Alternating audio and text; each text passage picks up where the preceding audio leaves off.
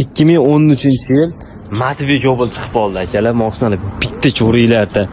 Matveyga dokumentalniy qilib qo'yilgan ekan, qop-qora svetda. 2013-yil ishlab chiqarilgan, kraskasini asosiy qilingan qora, Matveyga sepilgan akalar. Saga diskalarigacha bor ekan, mashinaning metallarigacha yangi qo'yib qo'yibdilar aka. Bravo, holat ideal, tonirovkalarigacha bor. Mana akalar, ashki holatlari, salon holatlari vashi. Indi holatda turib salon holatlari ham akalar.